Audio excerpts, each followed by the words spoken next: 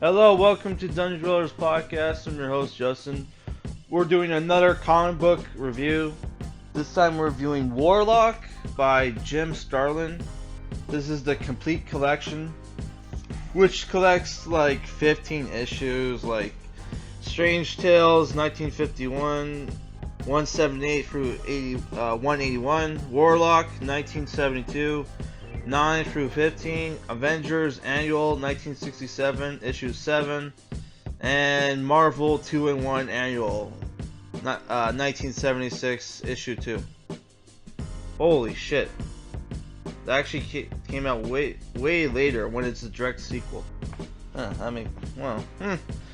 So this comic book is a space adventure comic book, which stars Adam Warlock, whom you might know from the Infinity Gauntlet and Infinity War, who wasn't in the, strangely enough, wasn't in the Marvel superhero movies, Infinity War and Endgame, which really sucked because, you know, he was like a central character in the comic books, but like, you know, he wasn't for the, you know, movies for whatever reason.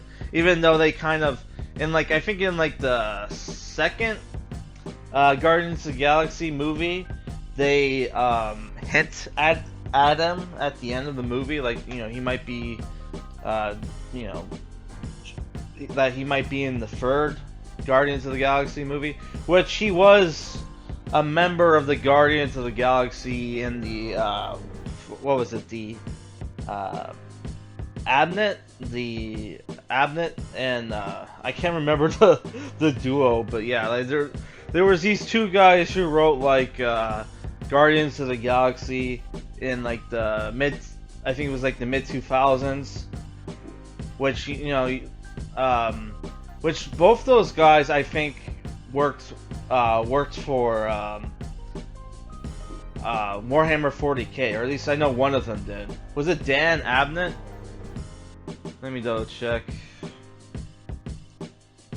Yeah, it was Andy Lanning and Dan Abnett worked on Guardians of the Galaxy, which I only had like the first 2 volumes of that, and they made like one of the characters a lesbian, so which I'm not a fan of, but whatever. Who's in this book, by the way, but she's not Drax's daughter. I'm talking about Moondragon, for if people didn't know. Yeah, who was a member of the Avengers, I guess, in the 70s, which is weird. So this comic book is mostly from the 70s, was written in the 70s, but you have some of them were written in the 60s, and the first one was 1951. I have a hard time believing that came out in 1951. Maybe the original series started in 1951, but that kind of makes no sense to me, because like, how can Warlock, which was written in 1972, and the Avengers Annual, which is a sequel to that, came out in 1967? Like that's what, like, an 8-year difference? That makes no fucking sense. Whatever, right? Who knows? So, like, it starts off with, it doesn't start off with the beginning of Adam Warlock's tale, but you do get, in the first issue, you get almost this, like, Tales from the Crypt, like, style story, where, like, you have this guy who's, like, a sci-fi version of the Tales from the Crypt guy, narrates Adam Warlock's origin story, which apparently he was created on Earth and was like supposed to be like this artificial superhuman man of the future, which, you know, as soon as he was created, he destroyed the as soon as he woke up, he destroyed the lab, which reminded me of like fucking, if you ever seen that anime X, 1999. Yeah, which that's a very cool show if you haven't seen it. Yeah, and like apparently the lab that created him was called Hive, which is very reminiscent of AIM, which are bug fiends, so like bee fiends. So I wonder if like Hive was like an earlier like an early version of AIM. I don't know. If you people don't know, AIM is like advanced ideas, mechanics, or whatever. It's like this high technological like terrorist organization. One of Deadpool's sidekicks, AIM, was it AIM Bob or AIM Bill? No, AIM Bill was worked for AIM. Hence why he's called AIM Bill. Sorry, I get AIM Bill and Hydra Bob mixed up sometimes, since they're basically the same character, just one's from AIM and the other one's from Hydra.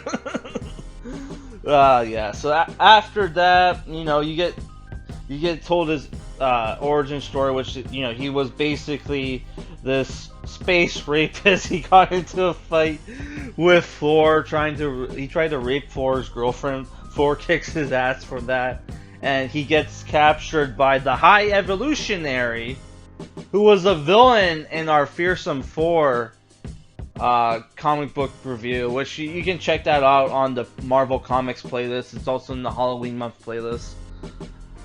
Yeah, so like that was part of the Fearsome 4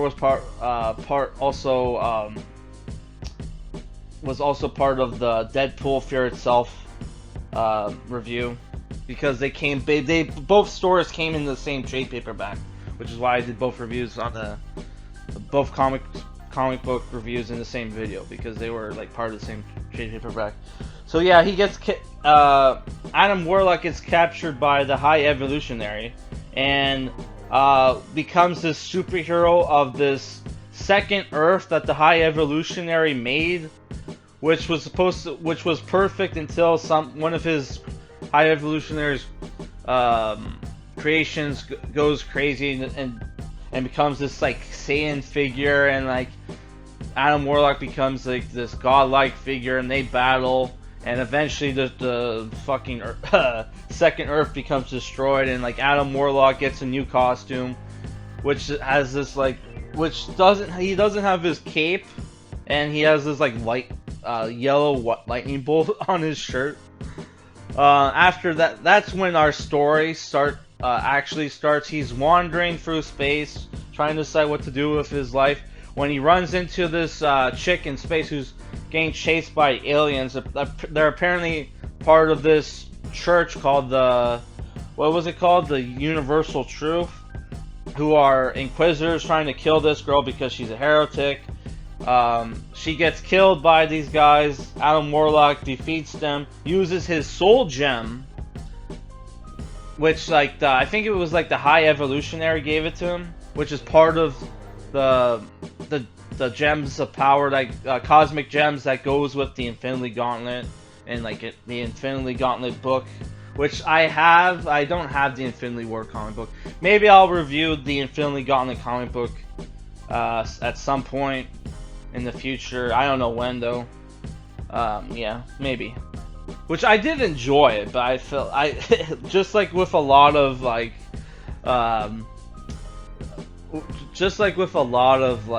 crossovers, I felt a little lost. But yeah. Oh fuck, this review is gonna be longer than I wanted it to be.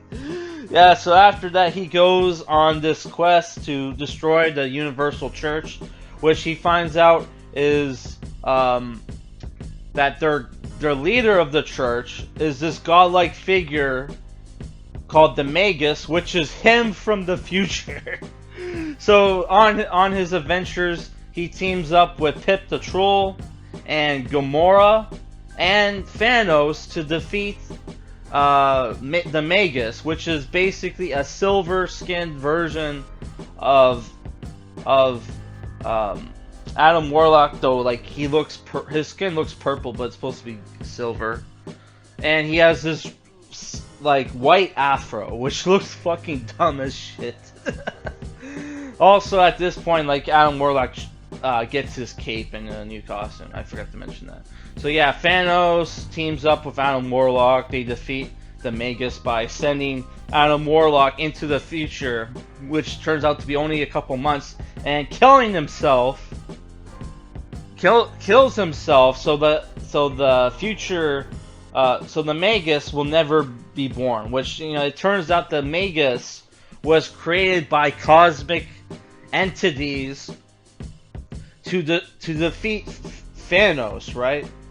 Because Thanos wants to, unlike his movie version where he only wants to wipe out half the universe, Thanos wants to kill everybody because he worships death, right? Because one time he had like a one night stand with this chick who was like the personification of death, and because he got his ass kicked by the Avengers, she stopped hanging out with Thanos. So Thanos needs to kill everybody to impress her again, so they can date. So after that, Warlock is depressed because he's gonna die in a couple months. He stops hanging out with Pip the Troll and Gamora, which there's an issue where in this book where you get to see Pip the Troll on his adventures, stealing from people, getting tricked by this sex slave girl into freeing her, which summons her owner, which is this like badass dude. I think his name was Probiotics, which has like super strength and like some invulnerability, but like, you know, Pip is a lucky troll and is able to kill Probiotics by luck alone. But the Pip the Troll ends up getting was promised pleasure by the slave girl if he freed her, but ends up getting cucked by Eros, which is Thanos' brother from the Titan, right? Because both Eros and Thanos are from this moon called Titan, which is one of Saturn's moons, if I remember correctly, from Thanos' origin story, which they tell Thanos' origin story in this book as well. After that, we get Adam Warlock finds out while traveling through space that stars are disappearing, right? And he goes to investigate, and it turns out the stars are being destroyed thanks to this vegetable back on Earth, who's not technically a vegetable. He was this guy who is the son of this like the hospital like owner or whatever, manager, whatever you call it, who was born without any of his 5 senses. But because he was born without his 5 senses, he develops psychic powers where he can steal suns, right? And like creates like fucking monsters out of nowhere to fight Adam Warlock. So Adam Warlock is trying to get to Earth so he can kill the Star Thief, which is what the guy calls himself, but ends up needing to kill him because the guy who his caregiver, because, you know, the guy can't feed himself or whatever because he has no senses, right? He gets taken care of by this caregiver, and once in a while he'll possess him. But one of the times where, because he's so busy fighting Adam Warlock in space, he doesn't realize that his control over his caregiver is gone, and so his caregiver, once he loses control of his caregiver for some reason carries a gun and blows his fucking head off. And saves planet Earth from being destroyed by this guy, but people think he's crazy and throws him in jail. So, yeah, after that, there's like a team up with Adam Warlock, Captain Marvel, and the Avengers to fight Thanos, who assembles his space fleet and uses the cosmic gems. He finds the Infinity Stones. I forgot they were called the Infinity Stones. My bad. Finds the Infinity Stones and creates this weapon that is able to destroy suns. So right off the bat, that really annoyed me that they just copied a plot point from an earlier issue, right? But yeah, like, yeah, Thanos gets stopped by the Avengers, but because they stop him, he was able to get his soldiers to regroup and capture the Avengers. Adam Warlock was killed after the fight he had with Thanos by himself, which was funny. Ends up getting sucked into his own Infinity Stone, the Soul Gem. After that, Moondragon, who was one of the captives, sends this telepathic distress call to Spider-Man. Spider-Man recruits the Thing to help him save the Avengers, which, the Thing's part of the Fantastic Four, and the Fantastic Four are space explorers, so they commandeer a ship and they go to rescue the Avengers, and they save the universe, alright? Well, our solar system. So, my problem with this my problem with this comic book is that, the earlier issues was not written by Jim Starlin, were written by Wein, or whatever his name is, who wrote, I think he worked on, Swamp Thing, and he worked on, before Watchmen, Ozymandias, which I hated that book. I couldn't even finish the first fucking issue, right? And, he's spouting, while, he's writing Adam Warlock, he's spouting, anti-Christian shit, anti-Catholic shit, and anti-government stuff, which I don't know if Lon Wynn, however you pronounce his name, is a Freemason or whatever. Luciferian Freemason, which a lot of science fiction writers back in the day were Freemasons. Maybe they still are today. Who the fuck knows? Right.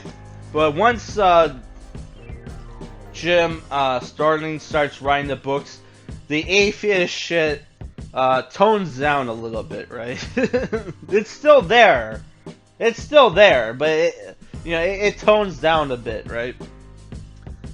And but once Marv Wolfman starts editing the books, which he's an editor for this series later on, during that, I would say the halfway point, it even gets better. So the strength for this comic book is that, one, it doesn't take place. It's a Marvel book, and it take place in space. So thank God for that, because most Marvel books take place in fucking New York, and I'm sick of hearing about New York. I hear you get a lot of cool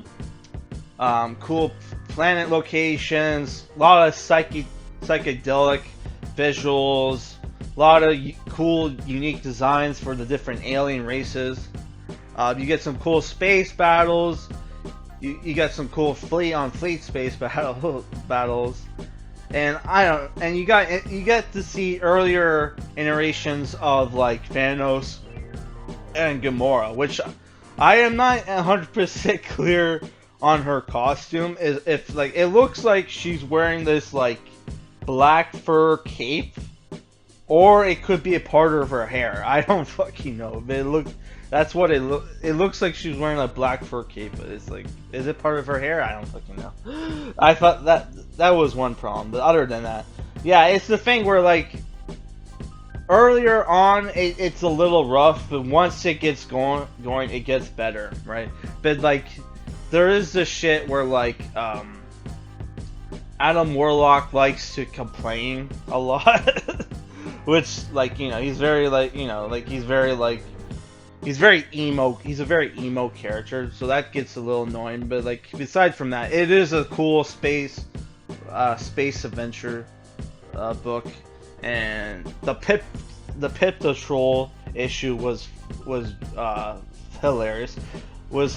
And the Avenger books that in here were fun, especially the Spider-Man and like Thing team up, which like Spider-Man like at one point pussies out and runs away from the fight with Thanos. He's like, and Thanos like, that fucking craven piece of shit, cowardly piece of shit. He's not even worth being one of my trophies. Just kill him. Which he does come back and like free everybody. But I thought that was funny. Yeah, so I was gonna give this like a 6.5, but because it does get better, I'm giving it a 7 out of 10. So my next comic book review is going to be a digital comic that I got off Google Play. The Metabarons Volume 1 Othon by Alejandro Jodorowsky and Juan Gimenez. So it was, apparently this comic book was originally written in French and translated to English, so hopefully the dialogue isn't too weird, but yeah, so yeah, that's all I gotta say for this review, guys. Later.